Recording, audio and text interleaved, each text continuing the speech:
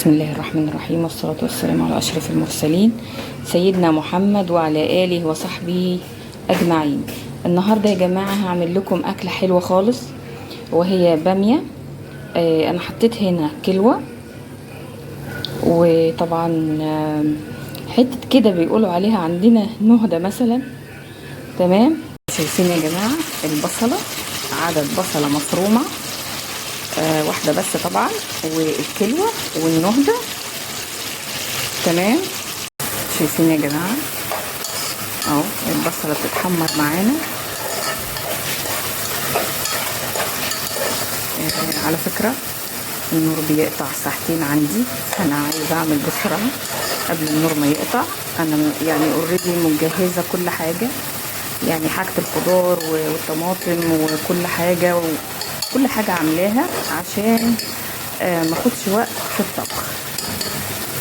اهو يا جماعة انا لقيت ايدي بتحرقني من المعلقة المعدن، فجبت معلقة خشب عشان النار عالية جدا. شوفوا بقى يا جماعة لما تسلى الحتة دي، تسلى يعني ايه تسلى؟ يعني حتة النهدة دي لازم تسيح وتنزل كده مادة دهنية. المادة الدهنية دي هي اللي بتظبط لي طعم البامية. تمام اهو البصل قربت على السوا. هحط بقى ايه دلوقتي؟ الملح.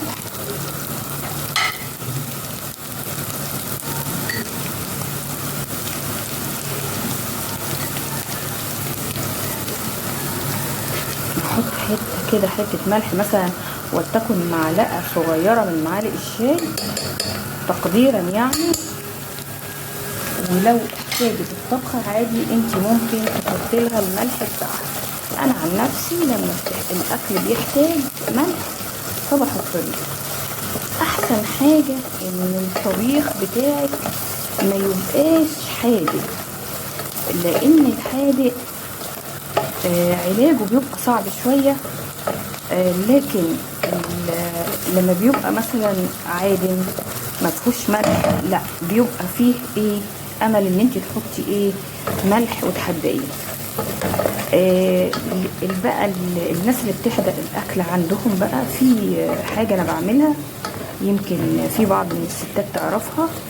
انا وطيت عليها النار على فكره عشان ما تتحمش مني ولا تتحرق مني ولا حاجه، بس انا ايدي فيها على طول عشان الماده دي تسلي معايا اللي هي النهده دي.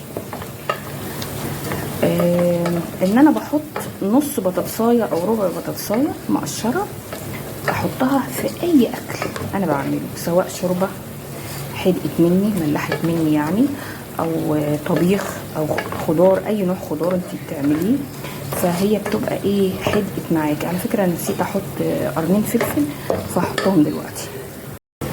اهو يا جماعه انا حطيت طبعا 3 قرون فلفل مش قرنين بس عشان طعم الاكل. اهو هبتدي اعلي عشان انا عايزه الفلفل يتلون معايا شويه، ياخد صدمه كده مع البصل ومع النهده ومع حته القلب دي او الكلوه.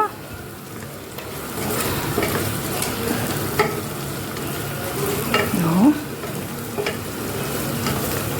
ايدي فيها على طول عشان البصله ما تتحرقش مني.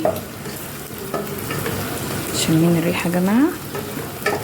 يا لهوي ريحتها فظيعه فظيعه. اهو شايفين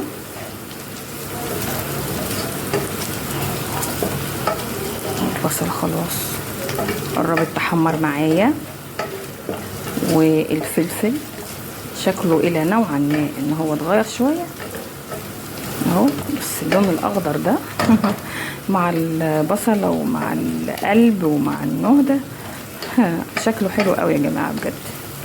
يعني سبحان الله ربنا ما بيخلق لناش حاجه الا لما ليها فايده لينا، شكل وطعم وحاجه حلوه والله ولون. يعني الحمد لله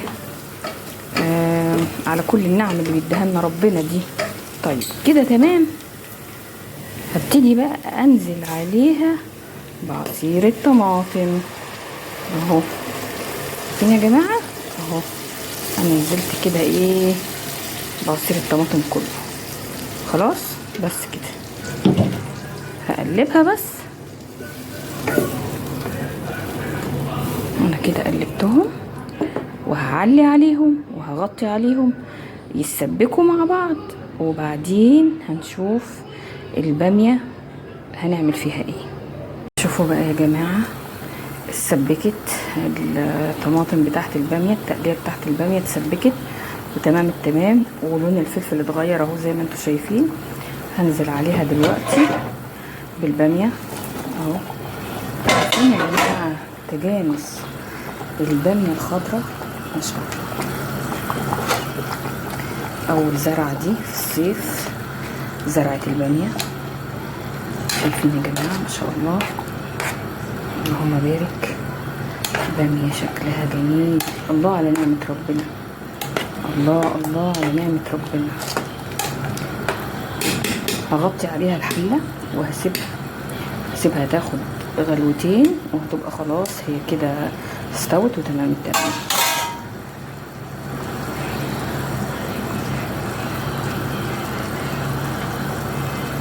هنيجي هنا للشعرية. انا هعمل شعرية بشوربة النهاردة يا جماعة اهو. معلقتين زيت على ربع كيس من الشعرية، اي كمية انت عايزاها نفسك فيها، فعلى حسب كمية الاشخاص اللي هياكلوا. لو اسرة كبيرة هتعملي نص كيس، لو اسرة صغيرة هتعملي ربع كيس اهو.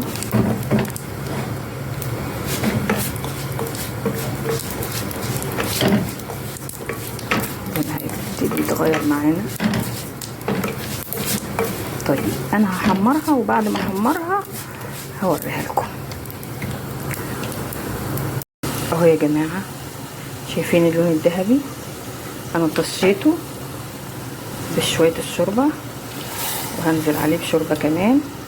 شفت لونه اللون الذهبي الحلو ده، لون الشعرية اهو. شوربة اللحمة ما شاء الله اللهم بارك. شوربة جميلة جدا وفيها ورق لورا كمان اهي.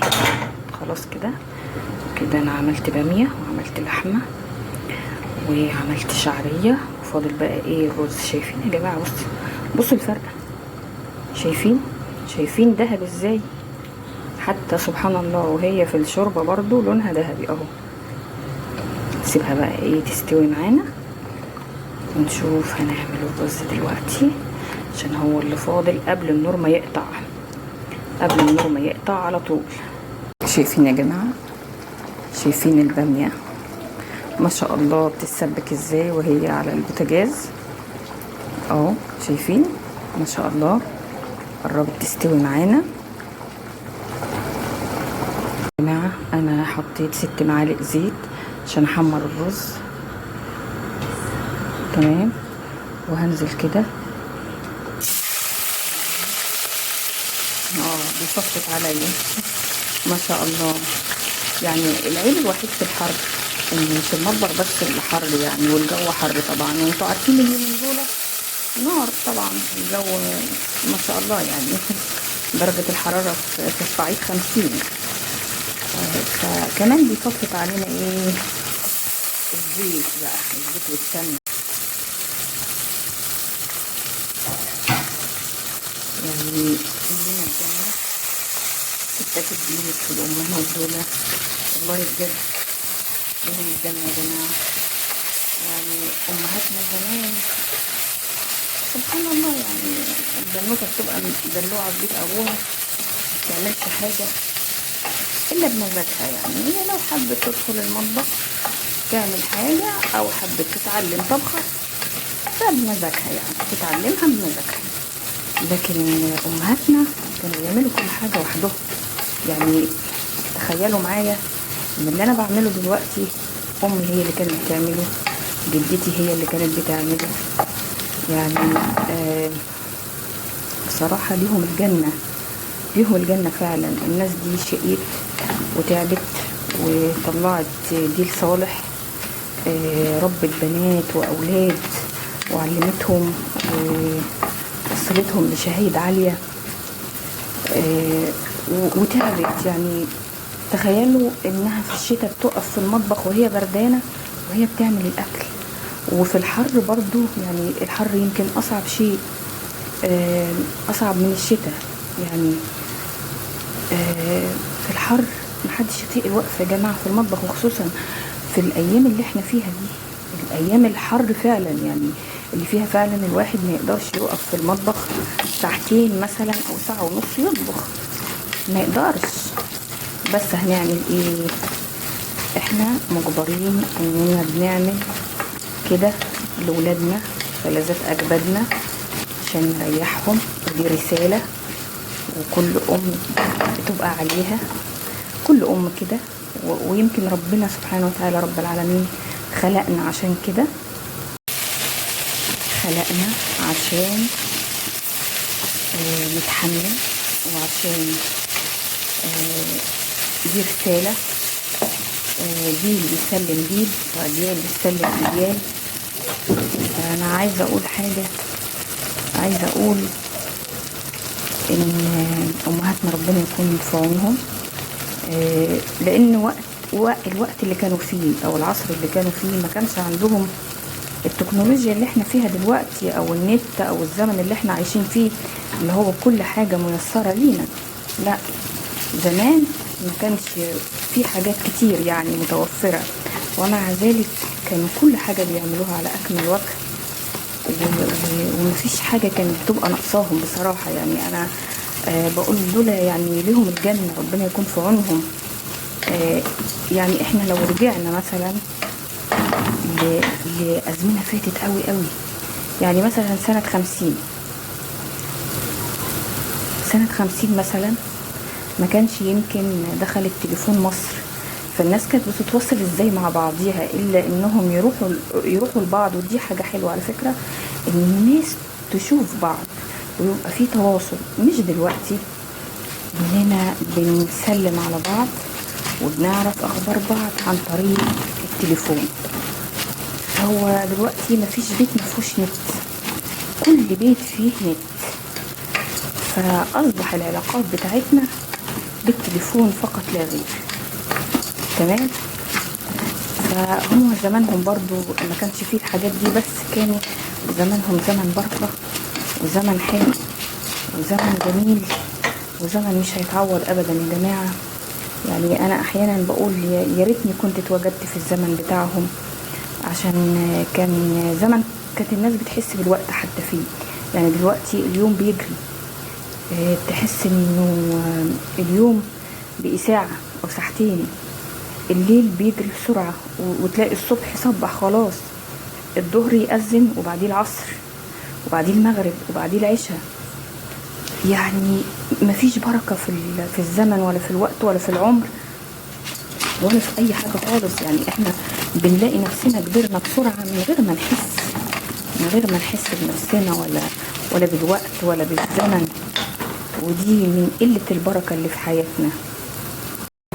شوفوا بقى يا جماعة، دي الدقة اللي هي التومة بتاعت البامية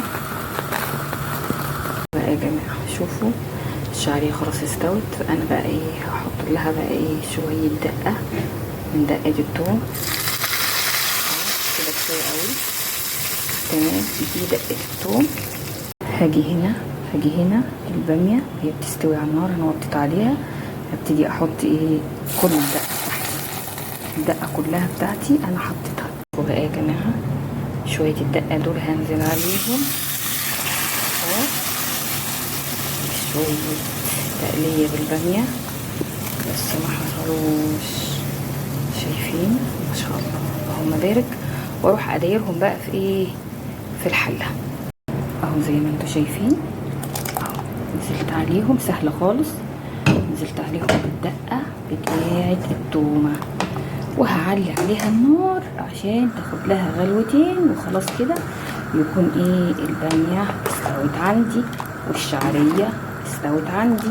يبقى انا النهارده عملت بامية، عملت طبخة بامية وعملت شعرية وايه بعمل الرز معاكم. تمام، شايفين يا جماعة اهي ابتدت بقى ايه تغلي بقى، تعيش مع نفسها، تاخد الصدمة. انا بقى ايه هنا رجعت للرز. شايفين حبة الرز حمروا ازاي معايا اهو. انا معليه النار على فكرة اهو، وايدي في الرز على طول.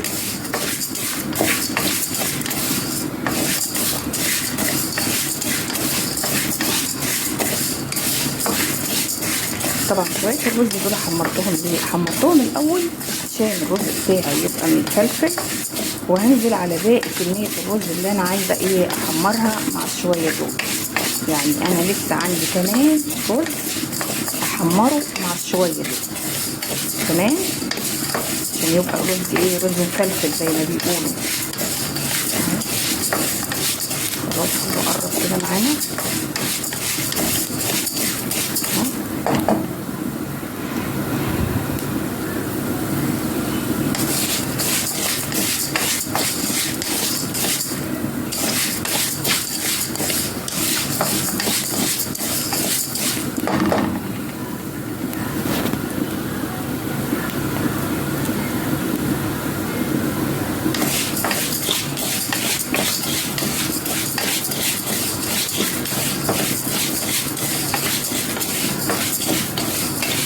انا عايزه اقول لكم حاجه، ان الكاميرا بتاعت التليفون من ورا باظت من كتر الدهون ومن كتر السخونه بتاعت النار. الله المستعان يعني. كده تمام قوي. هجيب طبعا شويه الرز التانيين اللي انا هحطهم عليهم اهو يا جماعه. خلاص كده تمام، خلاص كده شويه الرز دول احمروا. تمام اهو.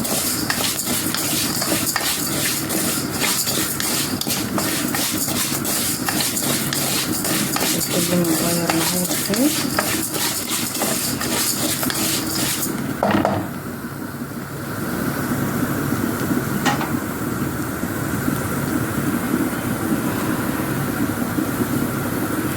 هنزل عليهم بحبة الرز التانيين.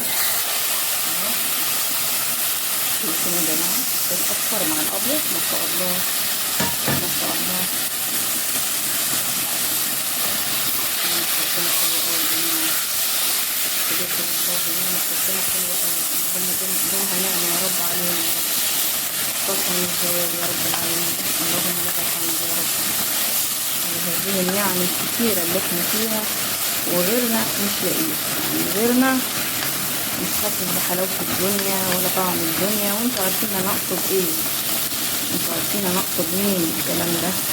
ربنا يعينهم ويرحمهم من اللي هم فيه، ويغير حالهم من حال الى حال. احيانا ببص لنعم ربنا والنعمة الكتيرة اللي احنا فيها، وبقول الحمد لله يا رب اننا في نعمة. وهم الناس دي يعملوا ايه؟ مش لاقيين ياكلوا ولا قادرين يشربوا، حتى مش لاقيين ميه يشربوها ولا اكل ياكلوه، ولا في حاجه متوفره ليهم. والاطفال حتى مش عايشه طفولتها، يعني مش عايشه طفولتها خالص. يعني دول ربنا معاهم وربنا يعينهم ان شاء الله. يعني نسال الله عز وجل نصرا قريبا ليهم يا رب، نصرا قريبا ليهم يا رب.